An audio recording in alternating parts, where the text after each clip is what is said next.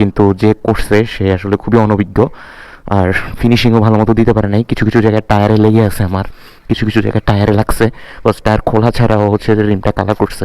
তো দুইটাতেই সেম অবস্থা। প্রায় অনেক দিন যাবত ভিডিও তো হয় না, 3-4 দিন আমি ভিডিও দিতে পারি না, বিকজ এত পরিমাণে বৃষ্টি। আমি যদি বাইরে দেখাই এখনও মেবি গুড়ি গুড়ি বৃষ্টি পড়তেছে। মানে কী যে এক অবস্থা, মানে এত পরিমাণে বৃষ্টি যে বের হওয়ার সুযোগ পর্যন্ত নাই। তো আমি হচ্ছে যে ফাইনালি হচ্ছে যে আমার বাইকের কালার মডিফাই করে ফেলছি।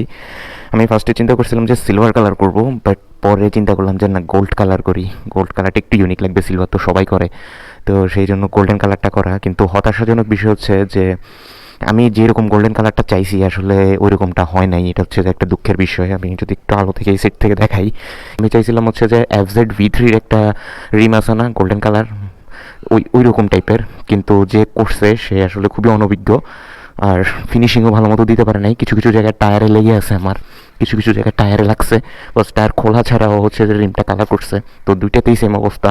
এটা একটু ময়লা হয়ে আছে এখন, বাট ওয়াশ করলে মোটামুটি লাগে। কিন্তু আমি চাইছিলাম যে আর একটু ডিপ টাইপের হচ্ছে যে গোল্ডেন, তো ওইটা হয় নাই।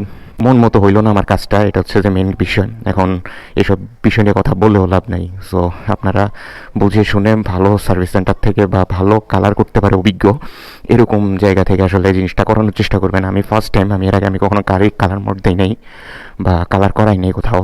তো সেই হিসেবে ফার্স্ট টাইম খুবই ব্যাড এক্সপিরিয়েন্স হলো আমার। সো এই হচ্ছে যে মূল বিষয়। অ্যান্ড আমার বাইকের জন্য কিছু কাস্টমাইজেবল স্টিকারও তৈরি করছি আমি, এই যে মাঠঘাটের উপরে CR, অ্যান্ড এই পাশে ট্যাঙ্কের এই পাশে হচ্ছে CR21, অ্যান্ড ট্যাঙ্কের উপরে CR21, আর নাম আছে আমার মিটারে। অ্যান্ড এই পাশে হচ্ছে যে আমার নাম, এই পাশে আমার নাম, ওই পাশে পেজের নাম। আর মাঠগার্ডে হচ্ছে যে এটা লাগানো। সাইড কিটগুলোও কালার করছি, এই যে এটা তো দেখালাম না, সাইড কিটগুলোও কালার করছি, অ্যান্ড রিমগুলোও কালার করা হয়েছে। তো ওভারঅল সব কিছু মিলে মানে মোটামুটি আর কি, মানে ওরকম সন্তুষ্ট হতে পারলাম না। আমি চাইছিলাম আর একটু ডিপ কালার, মানে গোল্ডেন কালার দিছে ঠিকই, কিন্তু ম্যাট টাইপের একটা ভাব চলে আসছে। মানে কালারের কোয়ালিটি খুবই খারাপ। মানে এখন কি কস্ট কাটিং করার জন্য এরকম করছে, টাকা কিন্তু কম নেয় নাই। আমার এই দুইটা রিম, সাইড কিট আর এই পিছনের এই গ্র্যাব রেল, এটা করতে আমার থেকে প্রায় 3200 টাকা নিছে। তো টাকা কিন্তু কম নেয় নাই, কিন্তু সে কাজটা কিন্তু মন মতো হইলো না আমার।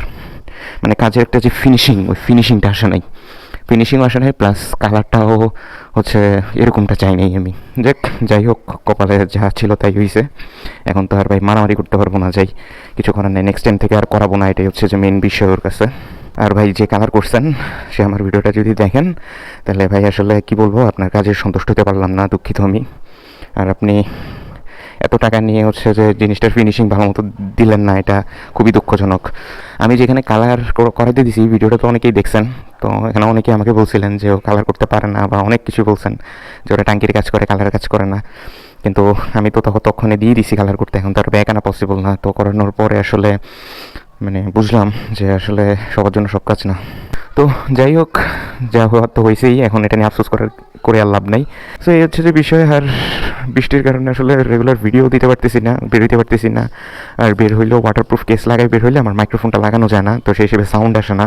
তো সবাই একটু কমেন্ট বক্সে জানায়েন যে কালার মডিফিকেশনটা কেমন হয়েছে, অ্যান্ড স্টিকারগুলো কেমন হইলো। যদিও এখন একটু অন্ধকার হয়ে আছে, বৃষ্টি পড়বে, এই জন্য অন্ধকার, ভালো মতো বোঝা যাচ্ছে না। কিন্তু যদি রোদ উঠে তাহলে আমি গাড়িটা ওয়াশ দিয়ে একদম প্রপারলি আপনাদেরকে দেখাবো, তখন হয়তো আপনারা বলতে পারবেন যে কেমন হয়েছে বা কি।